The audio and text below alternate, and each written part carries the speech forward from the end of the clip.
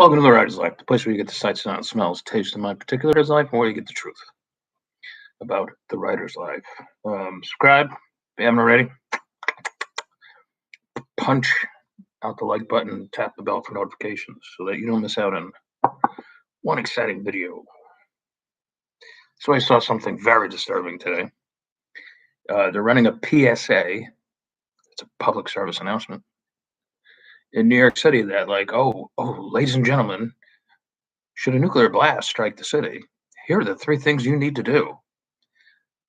And the woman, she has a nice smile, goes on to say, like, get inside, burn your clothes. That's all of number 1. Number 2, if you have a basement, go there. Or if you don't, then go in the center of your apartment or whatever. And 3, stay tuned because there'll be more information coming. And then she says, you got this. That's where our leaders have brought us to in just 24 months. That's where we're at. It reminds me of when I was a kid, actually. And just the incompetence, the sheer incompetence of the people in Washington right now is just, it's really scary. Really scary. Keep sending billions to Ukraine. This is what's going to happen. They don't, and who's behind it all? Who's really the puppet masters? The military-industrial complex. They're making billions upon billions of dollars with this, and they have bunkers they can go into. Politicians, they have bunkers. It's up to you guys. It's up to you guys to make changes here and make changes fast. What we need to do is, instead of feeding the war effort, we need to be negotiating a peace, but no one seems to want to do that. Why do you think that is? You should ask yourself. In any case, I'm not here to talk about that because there isn't anything you and I could possibly do about it other than vote. But anyway, my longtime travel agent sent me this article about 5,000 years of writer's block. It was very interesting about how, like, ever since there's been any kind of like written communication, even if it's just like cuneiform or pictures, hieroglyphs, whatever, these writers have always looked for some sort of inspiration. They've often writing hasn't come easy to them, and so like the Egyptians, in order to write hieroglyphs, might have looked to the stars for inspiration. They didn't believe they were capable of doing it themselves. They believed that something more divine had to come to them and give them a message, and they were more like conduits. And as time went on, maybe the American Indians, looked to spirits all around them, and they would do dances and things like that to conjure up the spirits. And even more recently, like Stephen King has said, like, the amateur sits around and waits for inspiration to strike, whereas the professional just sits down and goes to work. And there's a hell of a lot of truth to that. That might confuse the amateur. That might be like, well, I can't work. I don't know what to write about or whatever.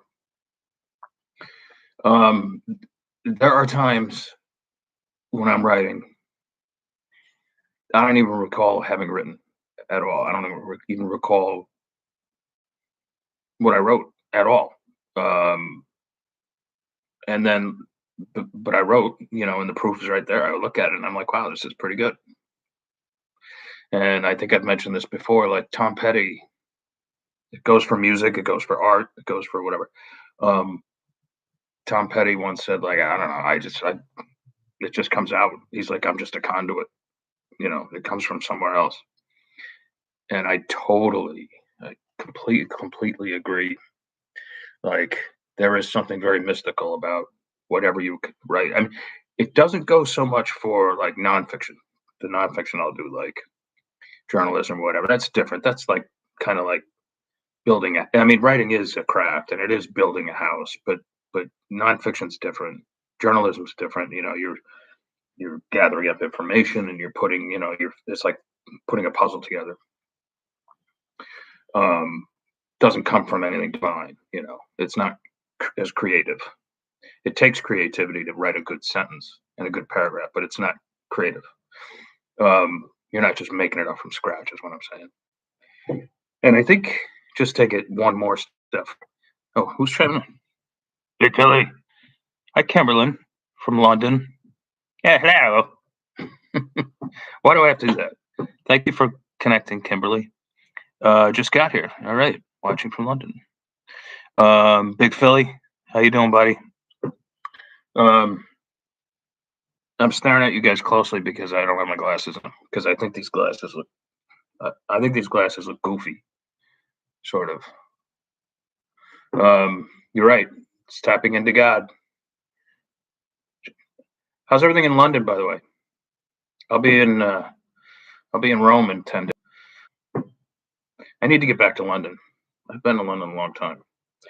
Um, but I think as writers, like sometimes we walk around in the days and we just are always thinking about our stories and stuff like that. And I think, um, like our partners or our significant others, they just look at us and they're like, "You're not with me. You're not there. I mean, you're physically there. You're taking up space, and you're eating and you're drinking and you're sleeping and you're watching the TV or whatever. You're lifting weights. But you're just not there. And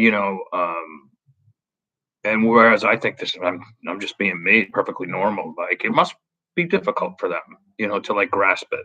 It must be like there he is, but he doesn't really see us. So I think sometimes I come off as like sounding like I'm blaming others for failed relationships and stuff like that, and I'm not. I'm not. There's two sides to every story, absolutely, and so I can't imagine it's easy living with a creative. I can't imagine that at all. Bit better off, like what? I'm gonna I'm gonna go with the accountant. You know, life's a lot simpler. You know what I'm saying? Let's see what else. Is it Kimberly? Yes, Kimberly.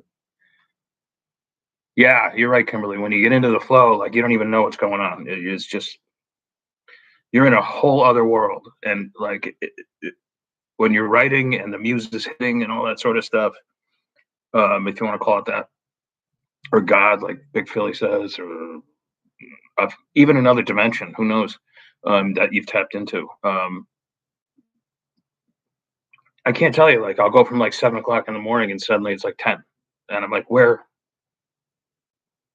did that time go? It's like the theory of relativity. It like time compresses, and then when I'm not writing, like the time just expands again. And then it gets even worse because like if I don't write that day, if I'm not writing that day, if for some reason like I'll be traveling in a day or so, and like I will like what's going to be the first thing I do, no matter how exhausted I'll be when I get to Rome, I'm going to break out the computer and write something because my brain and my body need that fix. It's just like exercise, physical exercise. Like if I don't do it, I'm not getting that fix. I'm not getting the endorphins. So the endorphins have something to do with it as well. It's who you are and what you are. So all right, let's see what else Kimberly has to say. It's always great in London, but I'm probably just biased. I don't blame you. I don't blame you. Don't blame me one bit. Maybe I should I live in London or is it too expensive? Big Philly. I'm half Italian on mom's side from Calabria. That's Bass Italia. Beautiful country down there. Would love to visit Italy. You can visit me anytime, Big Philly. But I'm up in Tuscany, which is also beautiful. The whole country's fucking beautiful, let's face it. You know. Um, all right, that's all I got to say today. But that PSA kind of freaked me out a little bit. I don't know what's going through people's minds down in DC, but no one's going to win in a nuclear war. Just keep that in mind. All right, you guys. Thanks for stopping by, you guys. And nice talking to Big Philly. Nice talking to Kimberly. Take care of London. Big Philly, take care of Philly. All right, and I will talk to you guys tomorrow.